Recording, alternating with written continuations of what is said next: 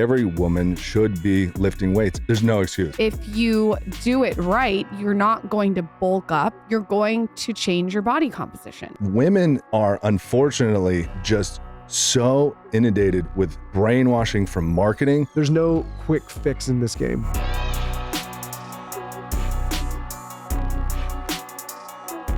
Well, this has been a long time coming. Our trainer is back in studio. We dragged him back. I worked out with you this morning, and here we are just discussing the things in studio that we discuss when we work out together. Yeah, maybe it's been 2 years since you've been on the show the last time. For anyone that wants to listen to that episode, go back and listen because it's been, like I said, 2 years. Yeah. Just search Brent and you'll see his name. But for those of you that are listening for the first time, Brent, maybe just quickly introduce yourself. My name is Brent Hruska. I've been a trainer for the last 20 years. I moved to Austin 4 years ago. Met you guys somewhere in that time frame, 3 years ago. Yep. We've been training ever since. And my own personal journey, I've trained mostly women, and I have tried every different modality. You know, I've experimented a lot over the years. When you first become a trainer, you try a bunch of different things and fuck up a lot of shit and realize what works and what doesn't work. And I've gotten to a place where I feel I've mastered creating the results that most women want. I feel that you have too. I think that the problem is, and we'll get into this, is that sometimes people want this quick fix, and shrinking or changing your body composition takes time. And that's what we're going to get into in this episode. Well, I think like the reason, among other reasons, Brent's a wealth of knowledge, but we obviously see each other every week, multiple times a week. We've been training now consistently with Brent for 3 years, which I will say is the longest period of time I've ever trained with anyone. I've trained in the past, you know that, and so has Lauren. And typically it's like 6 months, a year, see how it goes. But, you know, Brent's our trainer. We've trained now long time, longer than anyone we've ever trained with. And it's been a consistent journey. And we were talking the other day, I think a lot of listeners maybe have the perception that because of what Lauren and I do and the people we have access to, that there's all of this different technology and medicines and peptides and hormones and all these things which we tap into to get our results. And, you know, we've talked over the years and we've experimented like what works, what doesn't. But mostly the stuff that works is like the slow, consistent, day-to-day effort, day-to-day habits that I want to talk about with you on this podcast because you've been witness and seen it all. And I really want to like kind of show people that there's no such thing as like this quick fix. It's more about the habits that you put in daily, which we're gonna talk about. And I'm hoping that people that listen to this episode can find a plan forward for themselves to stay consistent and, you know, develop the fitness plan that works for them and hit the goals that they've set for themselves. I think everybody should be lifting weights. And I think that's why maybe, Lauren, you can speak to this, is you never continually made progress. Maybe you make progress doing other things in the past, and then you would return back to where you didn't want to be, right? I look at getting results as like building your dream home. You can do something really quickly, but if you don't build a really good foundation, then everything you build on it, granite countertops, you know, beautiful French doors and all, it's all going to fall apart. So like these, you know, quick fixes, or so many women are just marketed to with all of this optics that something magical is going to happen. They use emotion and flashy stuff, but, you know, as a trainer, you use the tools that get results. And over time, you're like, that one doesn't really work. This one does. And as a trainer, and this is to other trainers too, it can be challenging to hold firm and be grounded and be like, no, I know this works. Because you can have someone like you come to you and be like, I think my legs are getting bigger. You're like, shit, am I making her legs bigger or this or that? And you're like, no, you're going to be fine. You're going to get smaller. You're going to get smaller. And then you do it enough times, you're like completely confident. And I think every woman should be lifting weights. And you don't have to be crazy about it. You could just do it twice a week for 30 minutes, but always maintaining doing some kind of resistance training over time. And then as you build up, like when you first started, when you came in, you had no lifting experience at all. And I think it's important for everybody to know, Lauren her transformation is amazing. Lauren's not some super athlete.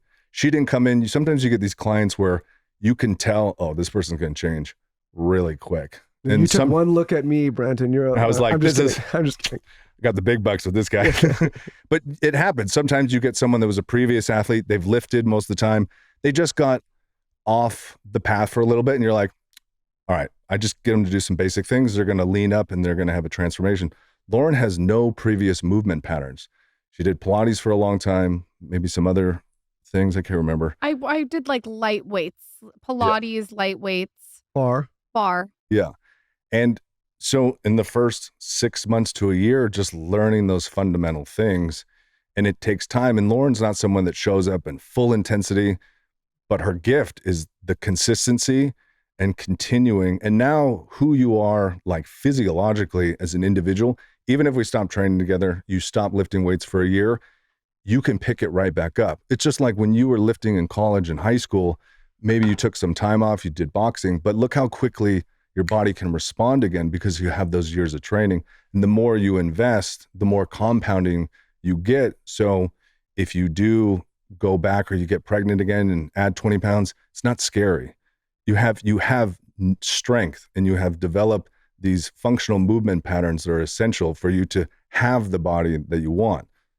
What makes a successful client to a trainer? So if someone's listening and they don't have access to you because maybe they're not in Austin, how can they show up as a successful client? Because I do think that a lot of people just show up to the trainer and expect the trainer to pull them up the hill. And I feel like that needs to be talked about more. I think you have to be, it's a co-creative process. You need to find a trainer that actually knows what he's talking about, because you can get led down some weird paths. You can get, find a bodybuilder trainer. Before you know it, you're eating 6 meals a day and doing an hour of cardio. And then all of a sudden you're in a bikini on stage and then you rebound like crazy. And then you hate training for the rest of your life. You want someone who has experience. You've seen the results of other people that you're like, I resonate with that individual, and someone who really is willing to listen to you.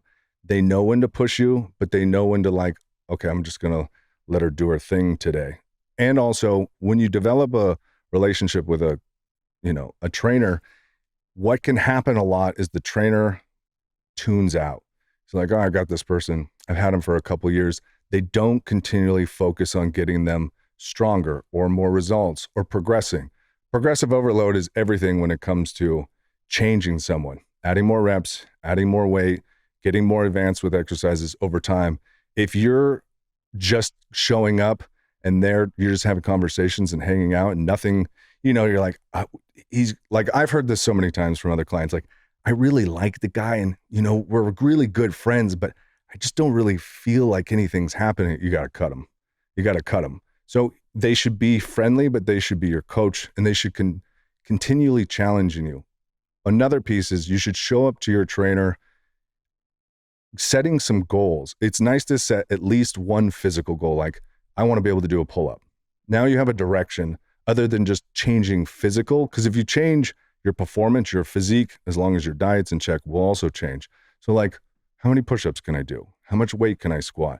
How many pull-ups can I do? Just pick a couple things and be checking in with the trainer, like, help me achieve that. That can also give them guidance, because if you don't express specific goals, they'll just like, oh, they just want a good workout. They don't necessarily want to be any place at a certain time. So that can really help.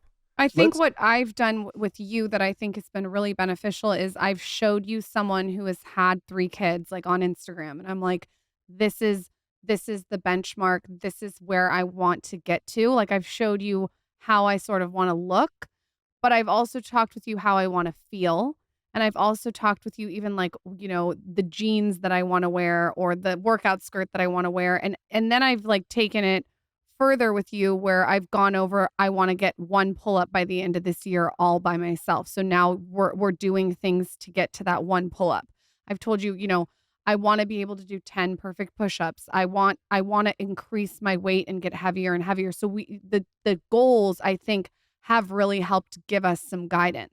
But let's take a moment because one of the things that I think that I see being written in what is common, as Lauryn's talked about her journey now into weightlifting, is there are a lot of women and men that don't know where to even begin when you think about this modality. Like, a lot of people have, done yoga or Pilates or these things that I would say the majority of women do compared to weightlifting, right? Like, I think more and more women are weightlifting now, which is great.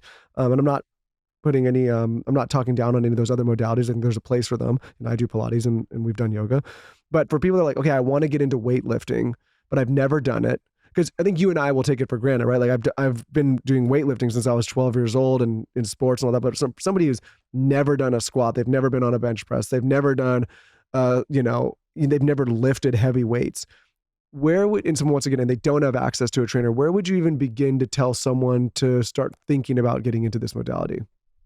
Well, when I started, I didn't know anything about weights at all. When I was 17, super overweight, and just started buying some dumbbells, found a program. And I think finding a program is like, we have, thinking about like 20 years ago, there's no YouTube, there's no exercise tutorials. The amount of tutorials is absolutely incredible.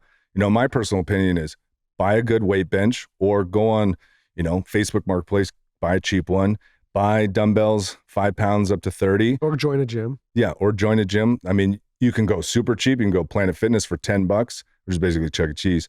Or you can get a nicer gym that you really like the atmosphere. Or, there's a bunch of different things. So you can get weights and dumbbells at home, find a good program that really explains things, and maybe be able to touch base with somebody to help guide you through it. It's okay in the beginning, in my opinion, when you're first starting out. It's like training a toddler. If you get so picky with form, the kid's never going to walk. You kind of got to stumble before you can walk, before you can run. So when I teach clients to squat, I just let them body weight. Then I add a little bit of weight, and maybe it's like knees are moving around a little bit. I pick little things like, okay, let's just worry about depth. I'm not going to cue everything. So it's okay to be a little funky with it. And if you're using dumbbells, the risk of hurting yourself is very limited. And I would say men are probably more at risk of fucking themselves up when they're trying to follow a program, where women are a little more reserved. So they're probably pretty safe already. So that's men's egos get involved a lot more. Yeah, women typically have better form. So they listen better, in my experience. So getting a good bench that goes 90 degrees flat, getting some dumbbells, starting there, and just start there. It doesn't need to be this wild thing. And then as you advance, be like, okay, I'm going to get a little better. Or, okay, I need some heavier dumbbells. Okay, now I need to go to the gym. Another thing you can do is find women you either know or reach out to others. Find a gym that you like the energy of the gym. You maybe talk to a couple of the trainers and be like, I want to work out in a group. You can save yourself money, but also you're building community. So you have a desire to show up. I'll train women in very small groups, small so I can still coach them and change their weights. But that community aspect is one of the biggest pieces why they keep coming back.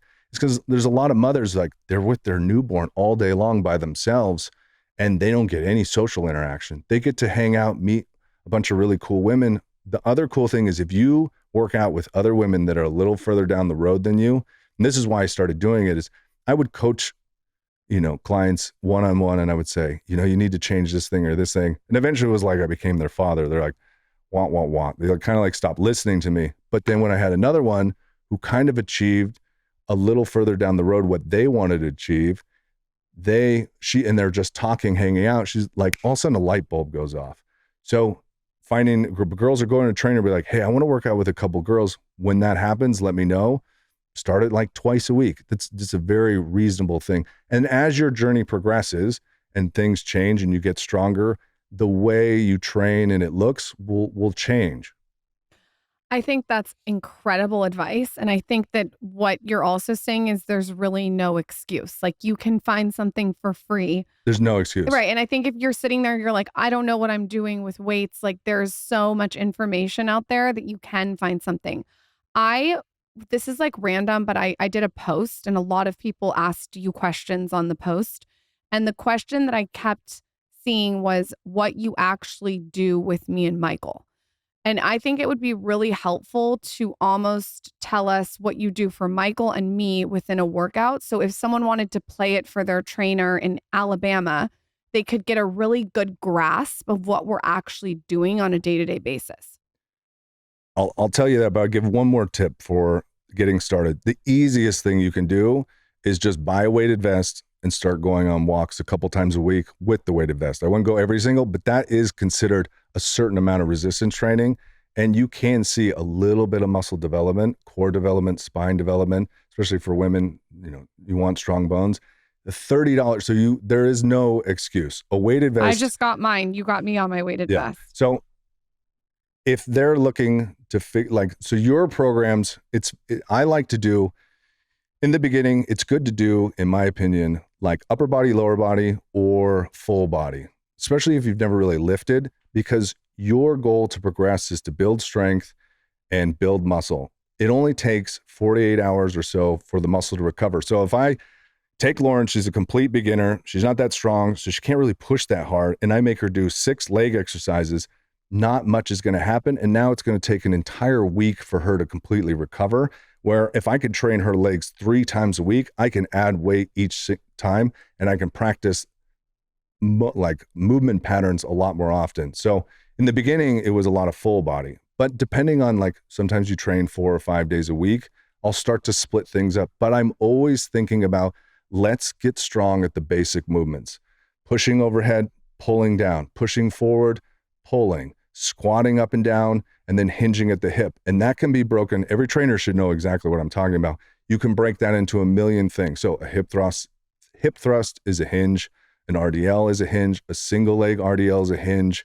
Like a squat is like a dumbbell squat, a barbell squat, a split squat, a step up. Those are all I would call squats. And you're increasing my weight. So like if I started at 5 pounds now, like I noticed you relatively increased the weight. I want to like touch before we get super, because there's a lot of people, keep in mind, that are just wondering about the basics. So we could be like speaking in tongue here if we don't cover it a little bit. Yeah. And one of the things that we keep talking about muscle building, I want to talk about the benefits of muscle. But Peter Attia came on the show and he said over the years, what's the most important? Nutrition. He says now what he says is like building strength and building muscle for longevity. And I think a lot of women in particular, some men, are scared about bulking up or putting on muscle. And what we always talk about is like, it's laughable because all I've been trying to do and Lauren's been trying to do for the last few years is like put on muscle and bulk up. And it's been 3 years of doing this 3 to 4 times a week and still like, what have I put on, like maybe 20 pounds of muscle, which is a lot, but it's 3 years. So I want you to talk about the importance for people when it comes to building muscle and why they should even be considering this in the first place. Well, first of all, if you are stronger and have more muscle mass, it's like going from a Honda Civic to now you have a Mercedes. So anything you do, whether it's playing with your kids, going on a walk, playing pickleball, tennis, making love, whatever it is, you're going to burn more calories, you're going to feel better. And a lot of people don't see this. When people start to age, like I had a guy that was like 76 and he came in because he would water his lawn and then he would tumble because he would lose his balance. He came in and I was like, okay, let's try a squat. He couldn't squat 6 inches down without his legs giving out. The limiting factor in him starting to decline, and if he kept going, he's going to decline a lot more, is he has no strength, right?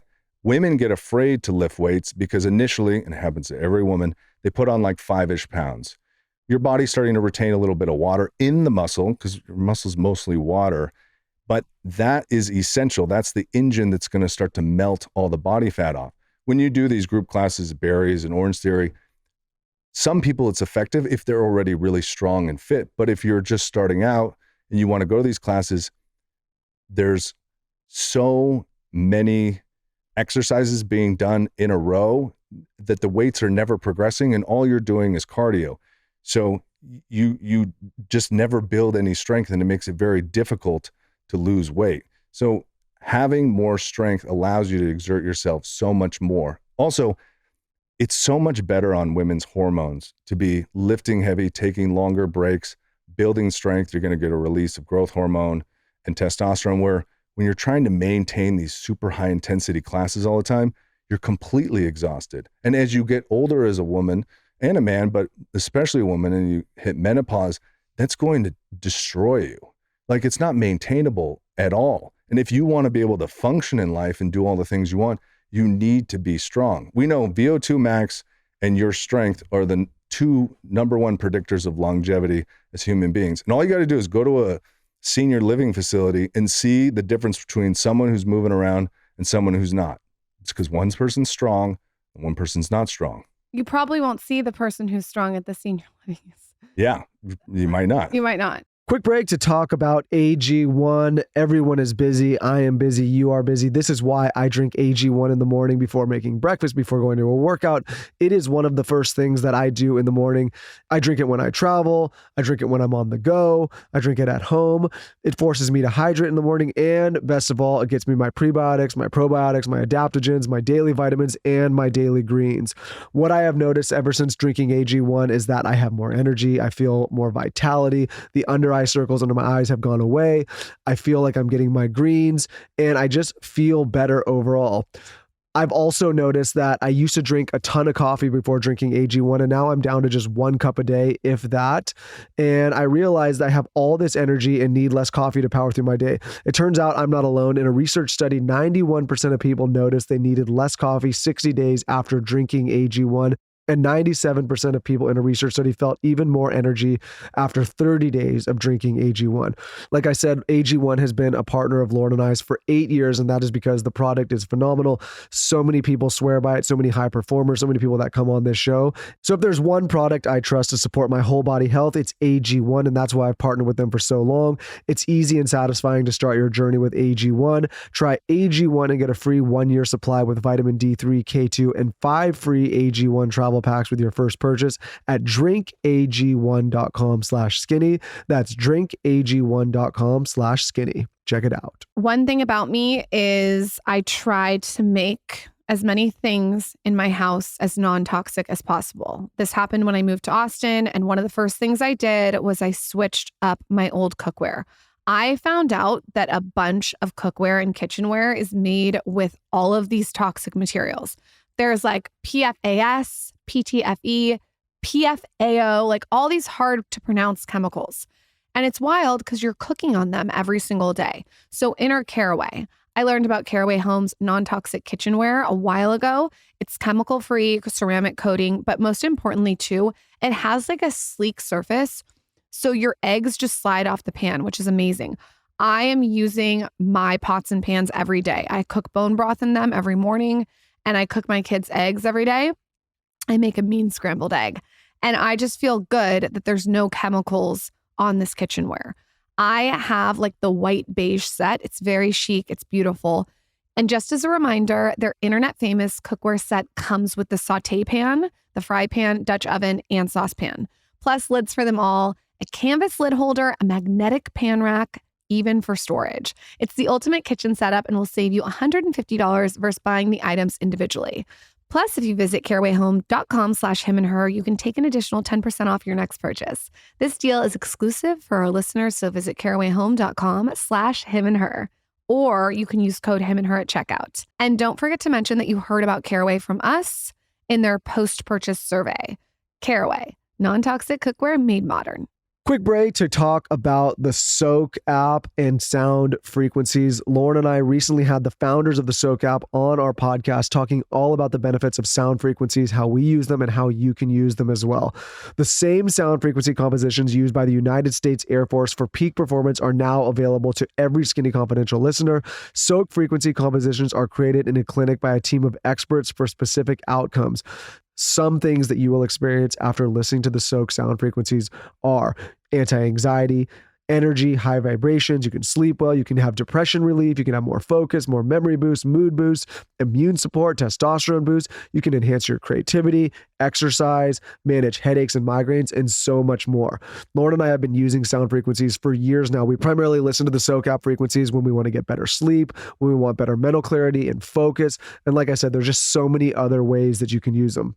So if you're looking for a way to boost your mood, reduce anxiety, or improve your focus, this app is a must-try. Soak offers unique frequency compositions designed to help with everything from sleep and creativity to immune support and stress relief. I've been using it daily, and the difference it makes is incredible. Plus, you can get your first month free if you go to soak.com/skinny. That's SOAAK.com/skinny and use code SKINNY at checkout. Again, that is soak, SOAAK.com/skinny and use code SKINNY at checkout.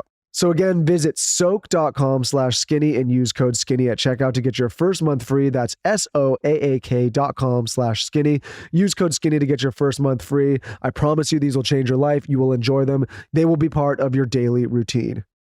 Can you talk about what it means to change your body composition, because I am the same weight that I was before I had Zaza, but the way that I look is completely different in a bathing suit. I remember feeling before I had Zaza in a bathing suit like fluffy. And now when I put on a bathing suit after 2 kids, I feel confident and strong. And I'm the same weight. So can you talk about the body composition aspect? Yeah, I mean, one way, I guess, to think about it is imagine a mannequin and then you put a dress over the mannequin. If it's just a circle with no actual shape to it, it's going to drape and not have much of a look. And so it doesn't really look that good. It's just kind of there. Versus now it's shaped, your whole body is held together by muscle, all your bones. So you could be what weight you are now. I mean, right now you can fit into the jeans, you could fit into high school, right?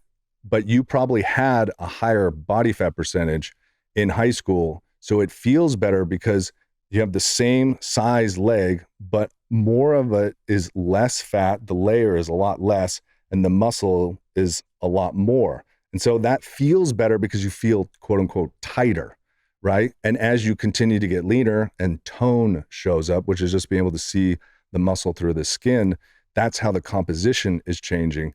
Too many people get obsessed with just let's burn as much calories as possible and get smaller. And you might see someone shrink, like if they take Ozempic, they look smaller, but maybe you get near them in person and you're like, you still look kind of squishy, or the clothes are kind of sitting on you like you're just bones. And the problem is once you come off of that, now you have less strength, less muscle. Now you're actually going to have a higher body fat percentage when you go back to your regular weight that you started at, and now you're in a worse place. Well, I think people, like men and women, focus too much on the number of the scale, like the weight. Like maybe they've told themselves like, I've always been this weight, or this was what I weighed in high school, or this is what I weighed before I got pregnant. They focus on the weight and they don't focus on the composition. Like you and I have been training a long time, and I basically just said to you, it's not, I have no weight goal in mind. I just say I want to get, I want to be this strong and put on this kind of muscle and be able to lift this kind of weight.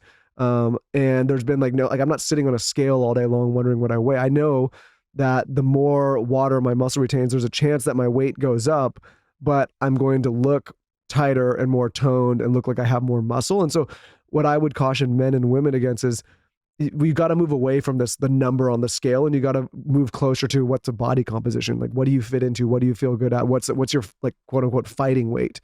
Right. For me, I think where I'm at right now is like, I don't want to get much bigger, but it's not about a weight thing. It's more about like, this is where I feel comfortable now. You know what I mean? The other thing with trying to get bigger is for you to get bigger, a man who has 10 times more testosterone than Lauryn and has for most of his life, we have to be, because you're reaching kind of like your genetic, like everyone has a range. You're kind of like, it's going to slow. For you now probably to gain another pound, it's going to be much harder, but we have to be, it's not like we can just train for a month and be like, oh shit, he gained another 20 pounds on accident, like of muscle. It would be really intentional. You'd have to really eat a lot more calories and you'd have to be super dialed into that. So I think I want you to stay on that, because I think a lot of, again, people get worried about this bulking where they're going to get huge. And let's just say that. Don't you think though that's another excuse not to work out? I don't want to get bulky. I think people actually think that they're going to go to the gym and lift weights for a few months and they're going to get huge. At this point, if I came to you right now and said, Brent, my goal is to gain 15 pounds of muscle, it would take us a long time to do it, and I'd be like, call your TRT doctor. Yeah, and I'd have to be doing all sorts of stuff. It would be really, really hard. Well, here's a perfect example. Women are unfortunately just so inundated with brainwashing from marketing. In the beginning, training Lauryn, very often she'd be like, are you sure my legs aren't going to get bigger? Are you sure my legs are going to get bigger? Now think of a woman training by herself. She has a bad day. We all have bad days where you like, I don't like how I look in the mirror or whatever. Your pants feel a little tighter in your jeans and you're just starting off. Even though you're starting to build muscle, the thing that's going to help you get leaner, you freak out and go, it didn't work. And then you go back to Pilates, right? You have to have this longer term, like I was saying with the house, the building the muscle and the strength is the foundation, but that is ultimately the thing that's going to help you take all off the excess body fat. And I think for women, it's good for like Lauryn, just I check in with your clothing. Your clothing is one, because that at the end of the day, that's what most of them care about is like, I want to look good in my clothes when I go out with my husband or my girlfriends. Like, who gives a fuck about the weight on the scale? Now, you can get a DEXA scan every so often. I have Lauryn do it. So I have an idea where she's like, I want to get a little bit leaner. I can know if it's actually possible because, and it's good too. Like some people may be like, I want to get leaner. And you're like, you're already at like 18%.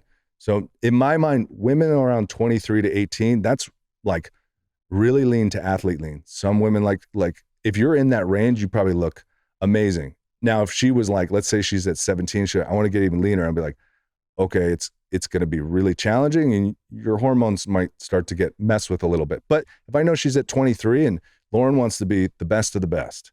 And so I'm like, okay, we have room. It's going to take some more work and time, but there is room. And I do recommend for people that don't know, like everyone should, if they can, go get a DEXA scan because it'll basically show you your body composition between muscle and fat and visceral fat, and it'll tell you where you're at. I think every time you have to get blood work for your doctor, just go get a DEXA scan in addition. It's an easy thing to do. Then you always know where you're at, you know.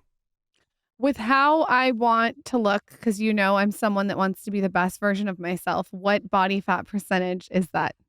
If you were to guess from what I've showed you. Probably, like I would say, let's see what happens at 18.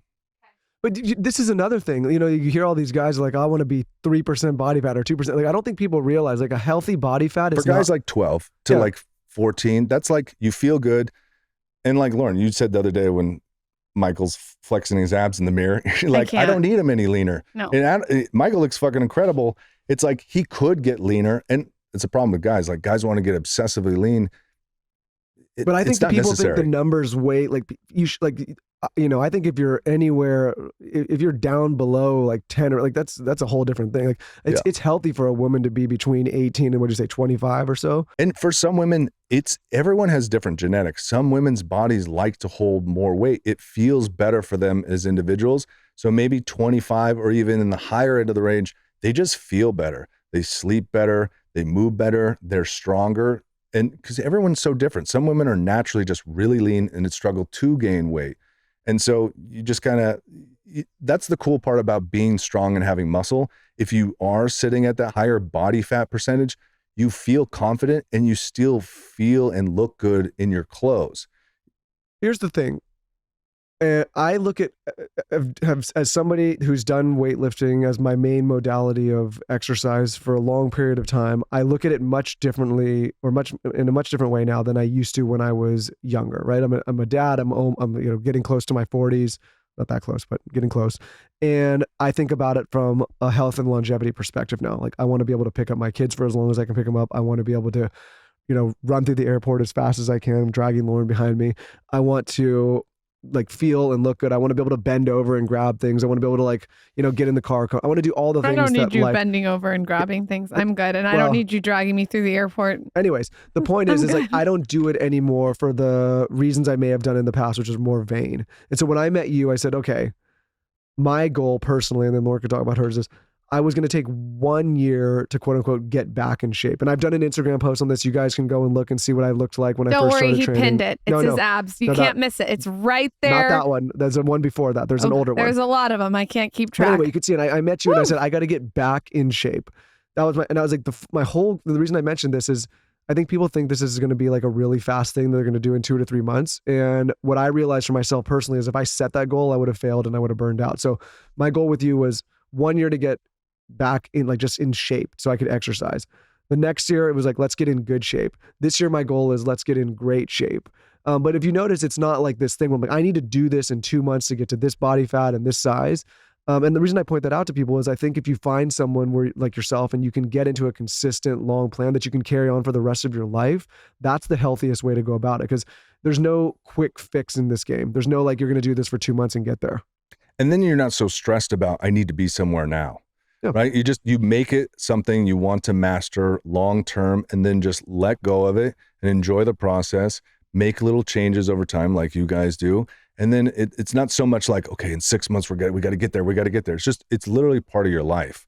And over time, if you have someone you trust and knows what they're doing, it's like they'll continue to lead you. And you sending me photos and always updating me is very helpful too. It's like we're a team. It's like having a business. You're like, this is where we want to go. We don't need to be there tomorrow. We're just moving towards that long-term goal over time, and it will be continual forever. What are the other tools that you find to be helpful in someone's toolkit that complement weightlifting? I mean, first thing is just download MyFitnessPal, start tracking your food for the next 3 to 5 days, just see where your protein's at, and then just slowly start increasing by 10 to 20 grams. Just like weight training, I think women get overwhelmed when they hear, I got to eat 1 gram of body weight per pound to get my protein in. It's just like weights. If you're only eating 50 grams, okay, start eating 60, stay consistent at it, then go to 70 and 80. And that way because you don't want someone to show up and they're like, oh my God, I'm so stuffed with protein all the time. This is so hard. So things like having aminos, whenever you're drinking water, aminos in the morning, aminos throughout the day, that's an easy way to get like another 5, 10, 20 that you're just drinking with your water and your electrolytes. So like habit stacking what you're doing. Or just being aware of what your intake is in the first place. I think a lot of people, like when it comes, that's another thing is like nutrition. We're not eating what we think we are nearly eating, right? We're not nearly eating what we think we are, especially when it comes to protein. I think most people would be surprised if they actually start tracking how little protein they're actually getting. And it's good to audit yourself. Like there's times where I just don't track for a while and I re-audit myself and I'm like, I'm doing so good. I'm like, wow, I'm really under eating protein. So you should audit yourself often because we can all fall off of it.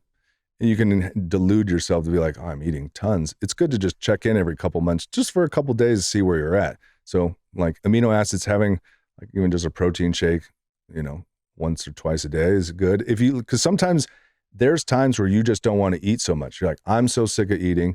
It's fine to just go to some smoothies for a couple days. It's fine.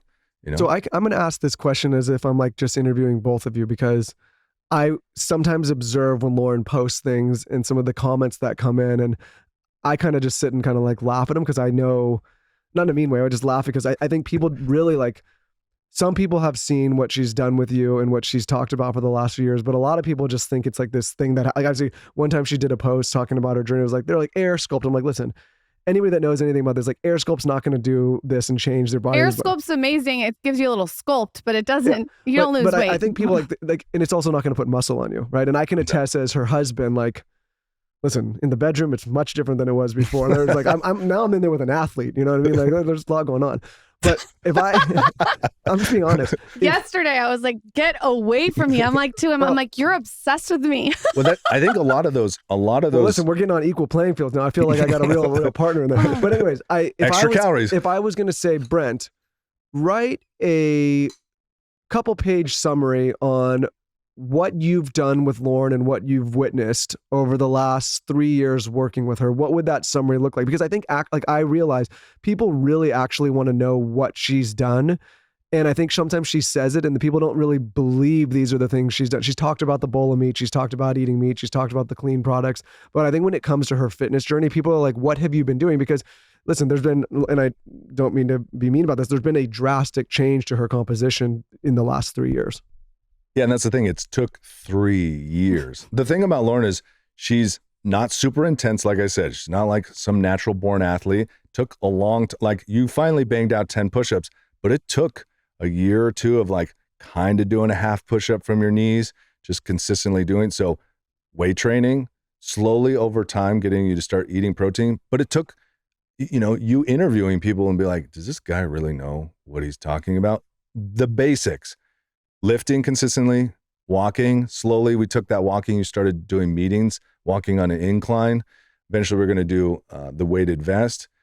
In the beginning, if I tried to get Lauryn to do an interval on the bike, your warm-up speed is her intense speed. And then just the other day, I had you both do 2 intense sets. Oh my God, that killed me. And she could hold her own. 15-second sprint all out. And that's the power of being much stronger is now when I say sprint for 15 seconds, it doesn't go from the same speed to slightly more. Her ability to exert herself is so much greater. And that momentum is going to continue to get her leaner. So lifting consistently, and define consistently. Consistently is in 3 times a week, up to 5 times a week. But here's the thing is always like you guys might go on vacation for a week or 2 weeks or fly to LA and fly back always showing up for your appointments, always having those appointments and always showing up. There was that one time where you guys came back from LA, you showed up, Lauryn was still asleep, and 15 minutes before the workout ended, she still showed up. And I think she was pissed that I left her. Yeah, there was some vibes. that mindset, right? Also, when you go on vacations or you have these times where you have to go work or whatnot, it doesn't all of a sudden, she doesn't fall off. She's not gone for a week. And then she gets back and she's like, oh, I'm not going to schedule, or I'm too tired and there's too much busyness. That never happens. That never happens at all. So having accountability just very consistently, and doesn't, like, you guys go on vacation throughout the summer. You've been gone maybe a total of 4 to 6 weeks here and there, but you come back immediately. I think you were saying to me, you're not fearful anymore when you come back and have had a vacation like that your body's all of a sudden going to go away. I also do, when I am in LA or we just went to Nantucket, I schedule a trainer there to hold me accountable. So when we were in Nantucket, we had a trainer there 6 days a week. It was just like, that's what we were doing. So I think I also am strategic about planning the vacation. We just went to LA for literally 1 day and I had a P-Volve trainer come out to the hotel. I realize not everyone can do that. However, you can open your laptop and do a training. No, but yesterday I didn't have a trainer, and when we were traveling, and I just went to the hotel gym and did as much as I could. Yeah. I'll answer. So Lauryn's changes have over time, she's been ready for more. So like in the first 6 months to a year, when you guys go on vacation, she probably was like, I don't care what happens. I just hang out. Maybe I drink and I eat, whatever. Think of like who she is now. Like, I gotta work out. I gotta go get in the ocean. I'm more mindful with what I'm eating. I'm staying more active, right? That took 3 years to slowly make those changes as an individual and as human, right? And all it comes down to is over time, okay, now I'm going to tweak my diet a little more. In the beginning, you probably like didn't really think about protein that much. Still were kind of like, maybe I eat this thing, maybe I eat this, eating out a little bit during the week, right? And slowly over time, just dialing it in, getting more consistent with the basics, lifting, good nutrition, sleeping, sauna, cold plunge. But over time, it's like funneling to this point of like, then maybe someone looks at Lauryn in 2 years and like, wow, I could never be like that. It took 5 years of like, now I'm ready for this little tweak to like, because if I said, Lauryn, 6 months in, I want you to eat a bowl of beef, you'd be like, this guy's fucking crazy. You want me to eat a bowl of beef? It's like, but now you do it. Like, I never told you to eat a bowl of beef. You're just like, it just made sense over time because your perception and understanding of lifting and protein are essential, getting good sleep, and then taking my supplements. That's it. Rinse and repeat. What I've realized is weightlifting and protein and a health journey is like a business. And it's compound. And that's what I've realized is you put in the reps day after day. I think when it comes to eating, the flexible diet coach, I know you work with Eric too. Yeah, Brent and Eric are amazing. He's really helped me pick the foods that I like and then curated a plan for me. So I am eating the right amount of protein. That's been incredibly helpful. He's someone you could reach out to on Instagram if you want to just give you a nice meal plan. I do not like decision fatigue. So I am someone that likes to do the same thing every week. My workouts are on the calendar. My meal is planned every day when I'm home. It's the same thing every single day with the same team around me. And I think that has really helped as well. Well, I think human beings understand the concept of compounding, or at least you should. What is Warren Buffett says, like the 8th wonder of the world. But when it comes to investing, obviously, if you compound and you keep doing that for long periods of time, the number gets greater exponentially. I think the same thing could be said in a relationship or in a business. The more time you put in, or if you're creating social content or podcasts, that exponentially could grow. But for some reason, I think when it comes to personal fitness and health, people think they can do it in these sprints, especially when you're young. Like when I was young, I'm like, okay, I have spring break coming up. So I got to get the spring break body and I got to do the workouts and chicken and broccoli. And then like you kind of let it go after spring break, or like you need the summer body. But as you get older, I think what you realize the power of compounding when it comes to taking care of your body. So if you think about it, in the beginning, the results are going to be really slow and maybe not even so noticeable. But all of a sudden you look back 3, 4, 5 years down the line, and you're like, whoa, who's this person?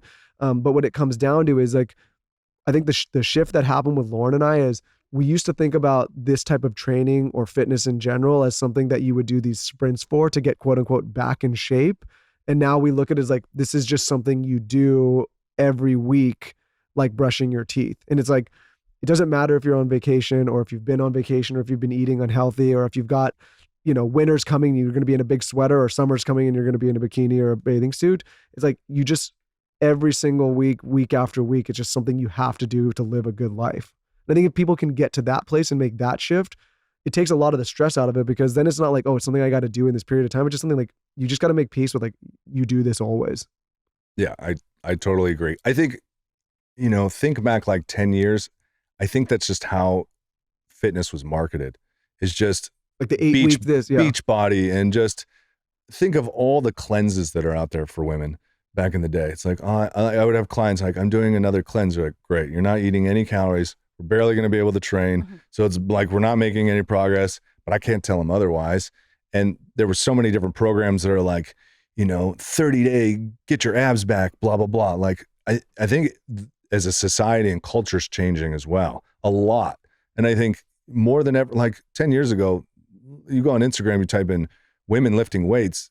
It's incredible. It's amazing how many women are lifting weights from all varieties, to extreme, to just whatever body shape or goal you have. It's amazing. By the time, your daughter's in her 20s, who knows, like, hopefully there's just lifting classes for men and women, like from the time they're in elementary school all the way up, or just strength training or resistance training. It's going to become so essential. Just like I think saunas like in Finland are like, why wouldn't you have a sauna? We're in Finland. Like, it's such a health, like it's like you have a shower. Hopefully weight training and resistance training, your doctor's like, are you lifting? Are you doing cardio? Like those are fundamentally basic things to good health. It's really hard, and we've all been guilty of this, to get individuals off the idea of instant gratification. And because of a lot of technologies we have now and a lot of information we have, we're very used to instant gratification, potentially at the expense of long-term happiness and results. So, an easy way to correlate this is, these get-rich-quick schemes that everyone gets sucked into here and there. Like, you do these things, you think you're gonna make a boatload of money, but like, is there sustainability? Or even like in online dating, these quick swipes and these quick meeting all these people, like, is that really gonna set you up for a long-term relationship? And I think the same thing with fitness. And in my personal life, and again, unfortunately, I think there's 5% of the people that hear this message and are like, okay, I'm gonna shoot for the long-term goal. The majority of people say, easy for you to say, I want the thing right now, and they can't wrap their heads on. And that was me for a long time, right? I always was looking for instant gratification. And it wasn't until maybe 5-6 years ago that I was like, everything I do now in life is going to be for long-term effect. I think because, and you can tell me if you feel this is true, doing the long-term is the short. Mm-hmm. When you continually, like, how many people are listening to this right now that have tried so many different things? And that was me. And how many years have gone by? Yep. So really, you've taken the longest route and you're not anywhere better. Yeah. Lauryn gets to me when she's, now, where if she started lifting when she's 20, she probably wouldn't have ever needed me, right? So you actually took the longest route. That's why people want to do fast or take peptides or whatnot. Those can be fine as like a 5% bonus boost to the 95% fundamentals, right? Like you're telling with business, it's like, if you think you're going to all of a sudden just make a ton of money, you're going to be in a world of hurt. And then you keep doing it over and over again. You've wasted thousands of millions of dollars, and you're like, okay, let's do basics and think long-term now. We were just saying that we were flying home yesterday, and we were just thinking back on like our personal journeys in different ways. And it's so funny, like the things we thought we could do quickly compared to like how long it's taken. And like, this is Tony Robbins' quote. I think it's his quote. It says like, we overestimate what we can do in a year and completely underestimate what we can do in a decade. And now that I have a few more years on me, and listen, there's people with plenty more, but when I reflect back on my life, like all the good big things that have happened have been like a slow progression over a long period of time. And all the things that have kind of like fallen apart have been things that I tried to force through quickly. I agree 100%. Peak tea, my favorite tea. I got asked the other day how I wind down. And one of the things that I do to wind down every single night is I drink Peak Ginger Digestion Tea. I like this tea because there's no tea bag. So you're not melting microplastics in your tea. It's like a little skinny packet. You open it up, you pour it in hot water. The ginger digestion is the best. I have been drinking this, God, I want to say like 3 years. I love, love, love this tea. Sometimes I'll squeeze lemon in it. I put raw honey in it. It's so delicious and such a good nightcap to wind down with. It's like I'm double fisting. I have my magnesium water and my ginger tea every night. If you're looking for a matcha while you're on their site, they have a sun goddess matcha that's absolutely amazing too. Everything is organic. It's ceremonial grade. And most importantly, and what I love about Pique Tea is it's quadruple toxin screened for purity. So they take the ingredients incredibly serious. Matcha is like my thing in the afternoon, and this one is rich in chlorophyll, and that's going to support detoxing of the body, which is awesome, and clear skin. Matcha is the move if you're looking for something later in the day. So I would recommend those two products on Pique Tea. I'm a big fan of this brand. Head over to piquelife.com/skinny, piquelife.com/SKINNY. You get up to 15% off and a free cup and frother. It's the frother I use. Plus free shipping for life when you start on any of my Pique favorites. piquelife.com/skinny. Quick break to talk about Built. We've all been there feeling like we're burning cash with those rent checks. It's frustrating, but here's the deal. Built Rewards has figured out a way to make rent more rewarding. Say goodbye to the money bonfire and hello to a renter's revolution with Built. Built is breaking ground as a neighborhood rewards program that hooks you up with points on your rent. Every month, pay your rent and watch the Built points roll in. Use points to jet off on a dream vacation. Put your points toward a flight or hotel stay with 500 plus airlines and 700,000 plus hotels and properties. You can also use your points to book fitness studio classes, redeem them toward future rent payment. They're designed to meet your lifestyle. Pay rent hassle-free through the Built Rewards app. Your rent game just got a major upgrade. Built points have been consistently ranked the highest value point currency by the Points Guy and Bankrate. So check out Built, earn points by paying rent right now when you go to joinbuilt.com/skinny. That's joinbilt.com/skinny. Make sure to use our URL so they know we sent you. Joinbuilt.com/skinny to start earning points with your rent payments today. So check out Built, earn points by paying rent right now when you go to joinbuilt.com/skinny. That's joinbilt.com/skinny. Make sure to use our URL so they know we sent you. Joinbuilt.com/skinny to start earning points with your rent payments today. Weight loss solutions are not one size fits all. We've learned this from the podcast. There's all different kinds of ways to lose weight. Everyone deserves to have a weight loss plan that's tailored to their specific needs. So if you're struggling with losing weight and you need some extra help, it's time you check out hers. Obviously, losing weight can be very hard. I know that. I lost 60 pounds after both my babies.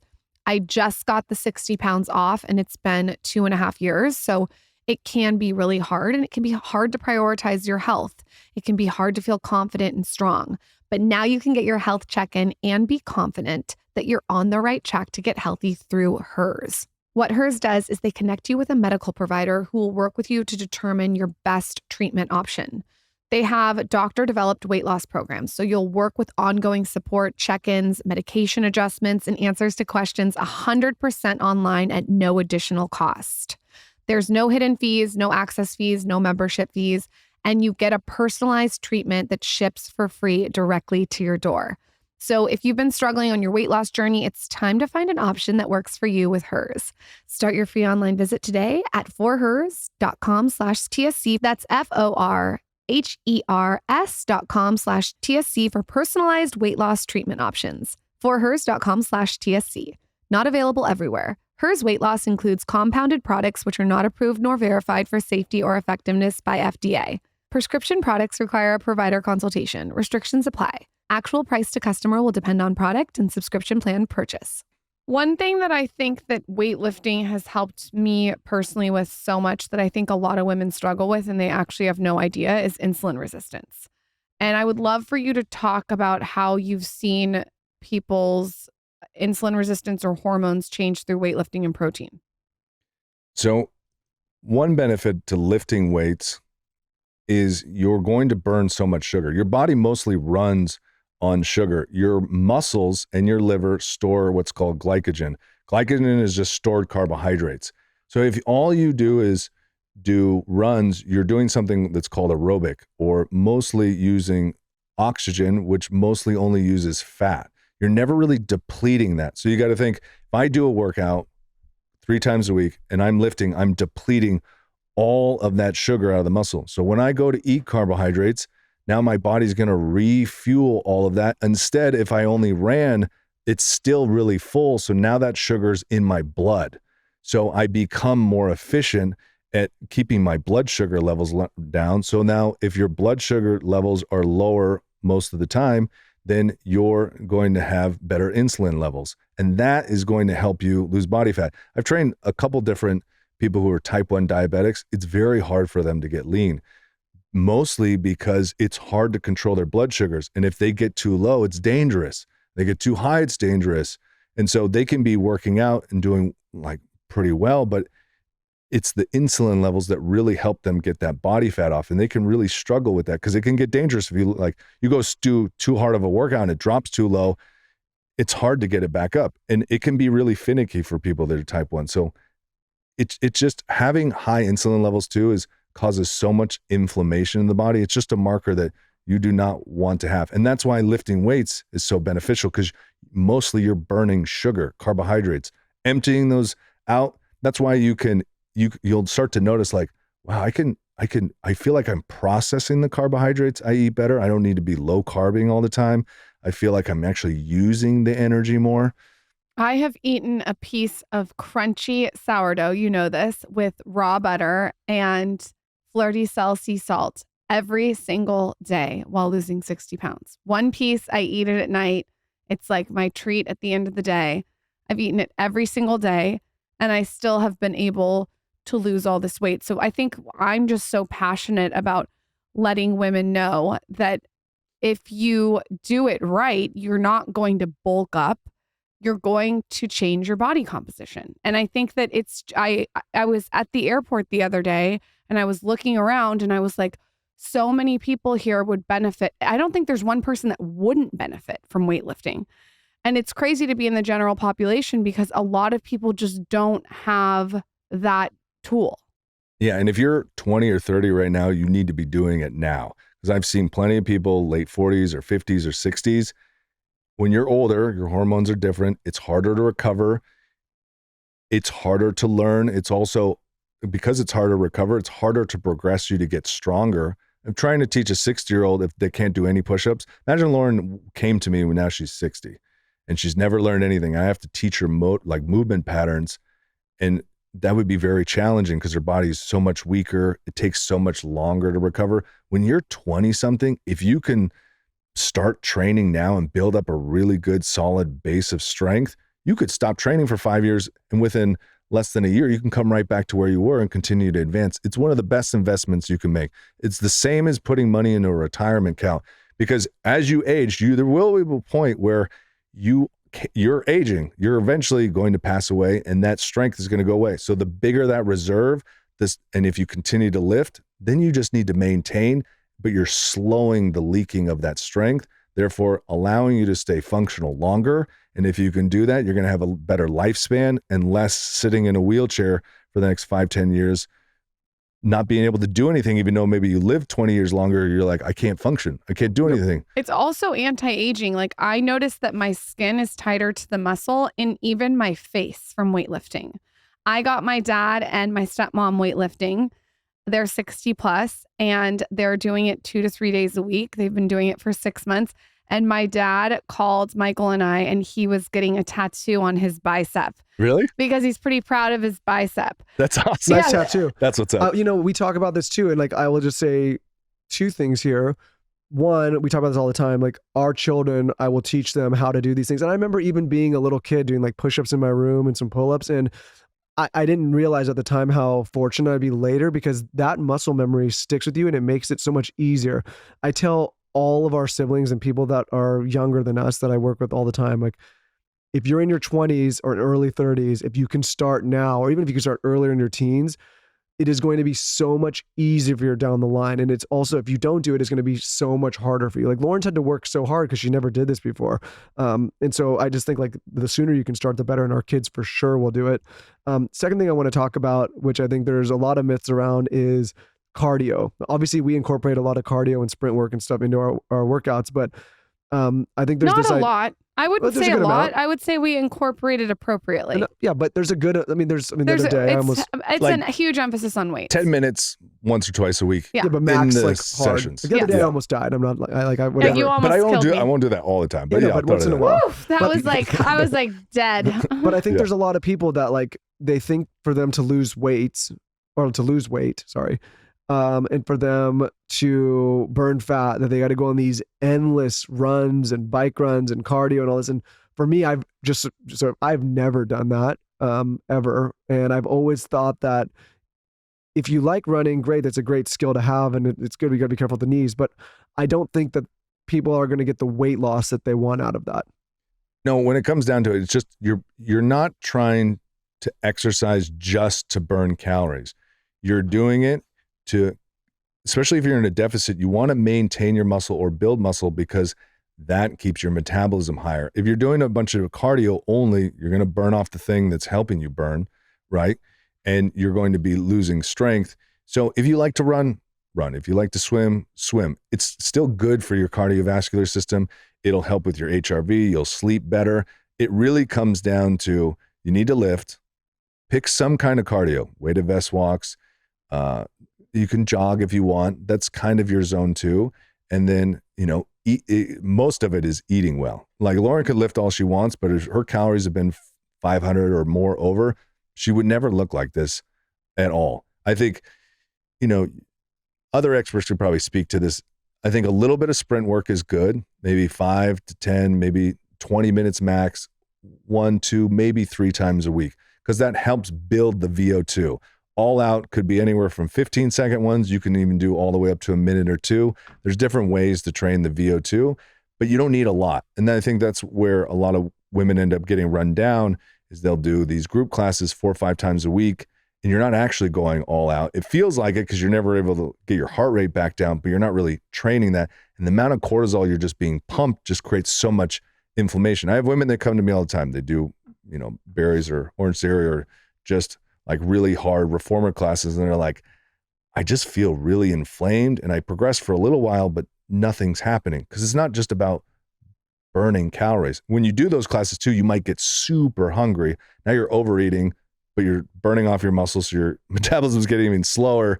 And when you're stressed, when you have high cortisol, that's why you crave sweet things, because sugar and sweets help lower your cortisol. So like when you're high cortisol all the time, you'll become ravenous for like sweets, where with weights and sprints, you get that spike of testosterone and growth hormone, but you never leave. You're like, maybe you leave exhausted after some of those sprints, but not if I made you guys do an hour of, can you imagine if you guys came to me 3-4 days a week and we're doing all out circuits where your heart rate's up all the time and whatnot? You'd be no way you'd be able to maintain it. You would have no mental or physical energy to even think about what you're talking about on a podcast or even go into a business meeting or anything like that. It's a bad strategy.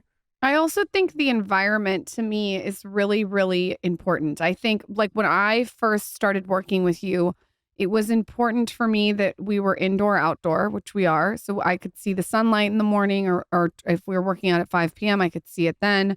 Also, the music isn't screaming in my face. Like, wait, I got a bone to pick with the music.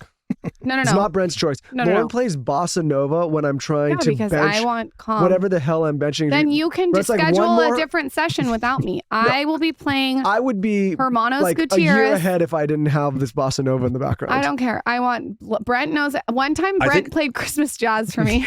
I think this is the point you're trying to make is everybody's nervous system's a little different. Yeah. And everything that moves people is a little different. I listen to sometimes super screamy music when I'm lifting, right?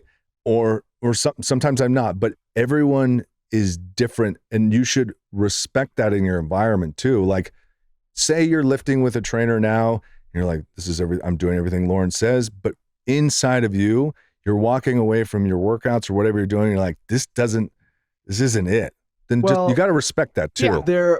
We're lifting weights that if I dropped would probably kill me, and the girl from Ipanema is playing in the background. So like, I also don't like. It's actually amazing. It's a very meditative practice you have going on. It's a I great don't song, like but- lights on when I'm training. You know that. Yeah. It hurts my eyes.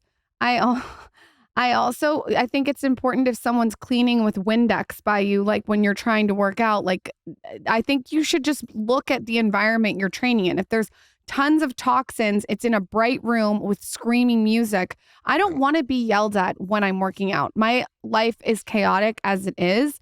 I want to work out to be rejuvenating.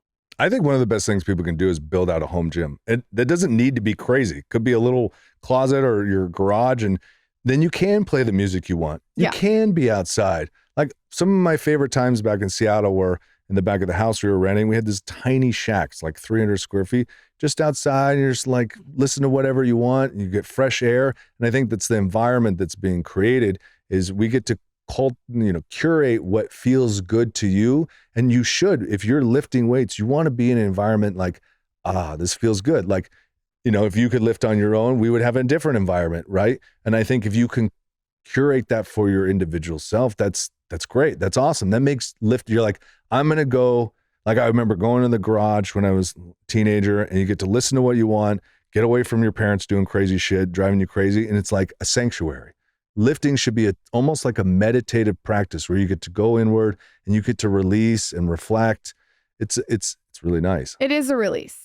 Before we get to your guide that I begged you to get for the audience, because so many people had so many questions specifically, I just would love for you to tell them, if I work out with you for 5 days a week, which I do most of the time, what are the days that you have me doing what, and how many sets and how many reps?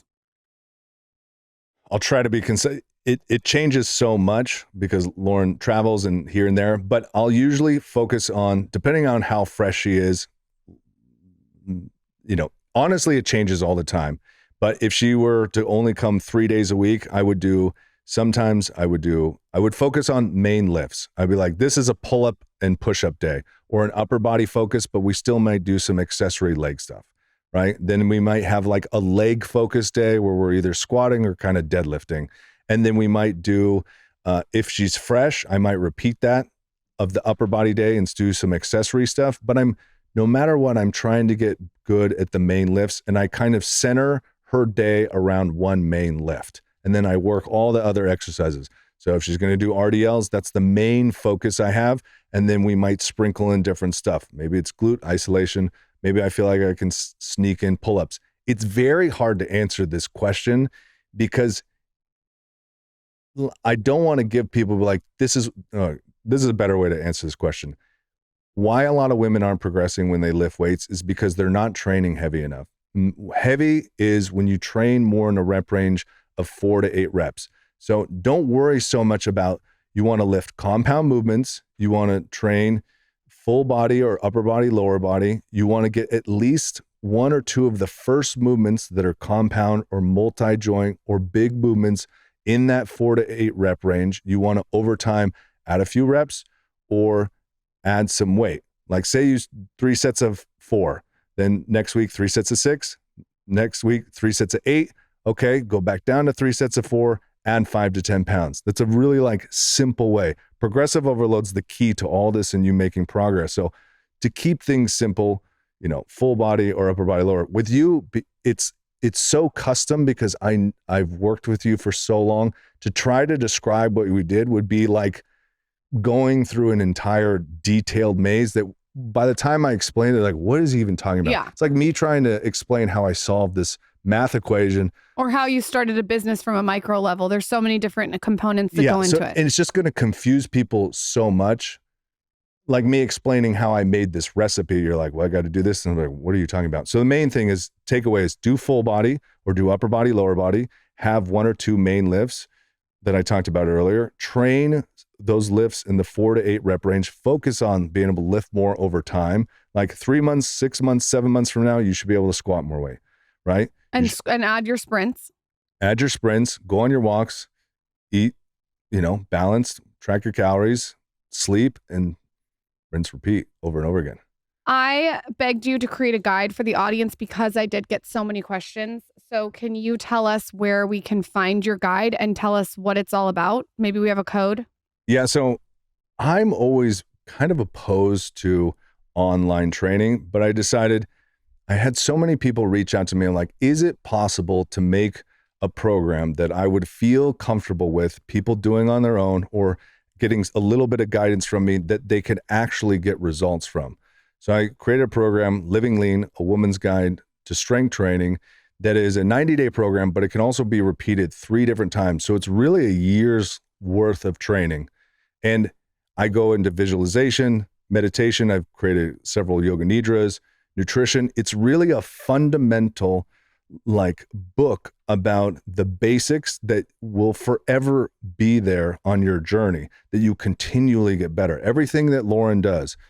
And it's very simple. You can do it at home or you can do it at the gym. It's just a bench, some dumbbells, and all the basic movements I've been talking about and progressing over time, just like we've been talking about here. Where can they find it? livinglean.shop. You can find it there. livinglean.shop. Yep, livinglean.shop. Okay. And then also, you guys, Brent has this other business that's absolutely amazing. It's actually in front of me on YouTube. It's called Tumbler Tote. It's on Amazon. It's in my storefront. And I'm going to let you explain what this is because it's really cute if you work out a lot. Okay. So, I've mostly been working with women for the last 20 years. And so I would always see women come in with their Stanleys. And I used to make fun of them all the time until I bought one. And I was like, damn, these are actually, I drink a lot more water with Stanleys. I'm eating my own words. And I was like, I'd see Lauryn come in and she'd have a water bottle or she'd have 4 water bottles.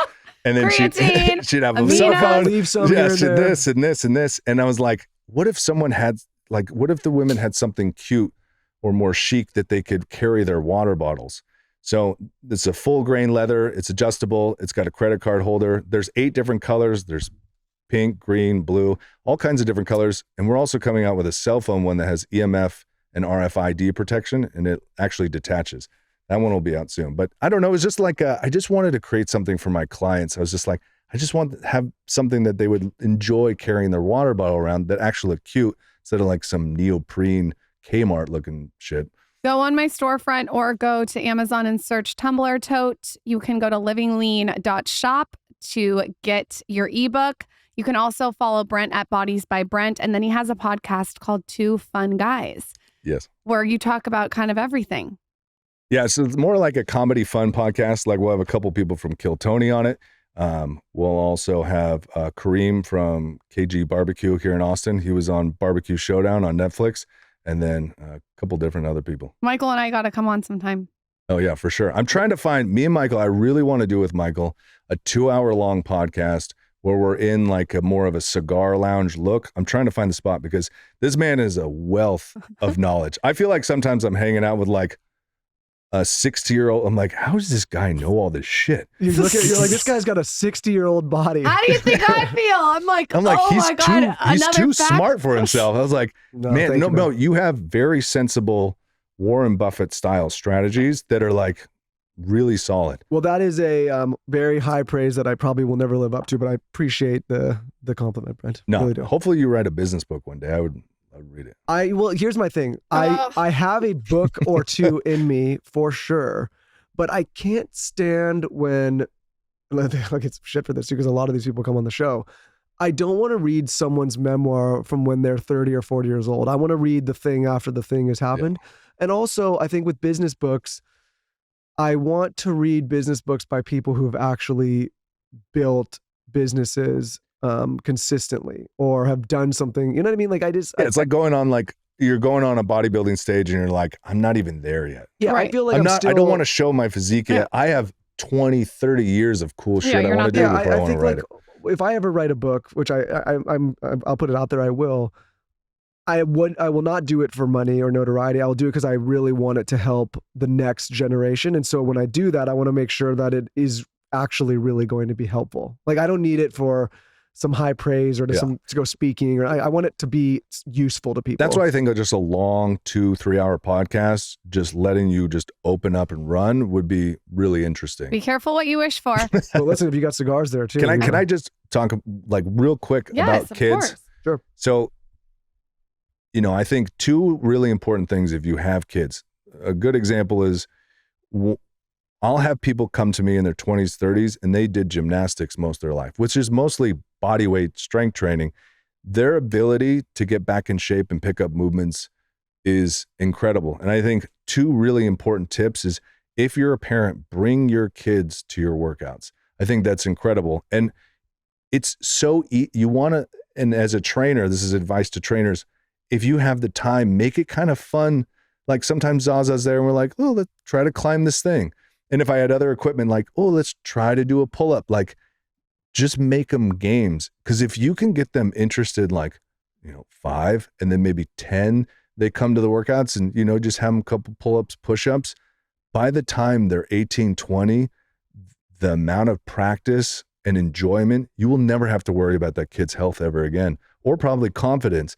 They've gotten an education ingrained into their physiology that will forever be there.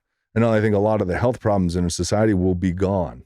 Yeah, I told you that story. I met this pilot and he was like, we were talking about this stuff and he said he had his son start learning pull-ups when he was like 8 years old. Oh yeah, amazing. And he gave him a pull-up bar and the kid can do, he's in his 20s now and can do like 50 pull-ups in a row consistently, like proper perfect form pull-ups. And he was saying like the guy doesn't look crazy or look too big. He just got that like natural strength from doing them since he was a child. It's crazy. I mean, I said Michael all the time, like videos of like, 8-year-old and like her and her brother are just doing pull-ups and fun stuff. You just make them do fun stuff, let them hang out, and that ingrains into them, just seeing you. I mean, it's so cool to have that. She will forever remember that. She'll remember the sounds, the smells, the experiences, and she'll teach that to her kids. I also think for me, it's like showing my daughter every day that I show up for myself and that I have a commitment towards my health. She sees that every day. I say, okay, I'm going to go work out. And she says, why? And I say, because I want to be healthy for you and for me. I think you don't realize how much children are watching every action that you do. And I think to see that consistently is really a positive way for them to grow up. Actions you are also everything. can't ask your children to do these kind of things if you're not doing it yourself. No. Brent, you have absolutely changed my life. You've helped me more than anything. If you guys want to book with him, if you're in Austin, I highly recommend. If you're looking for a quick fix though, don't go for weightlifting. Just don't give our slots away. Yeah. And if you're looking for a transformation for the rest of your life, I think it's a really good investment. Brent, you're the best, man. Thanks for coming on. Thank you both. I appreciate you.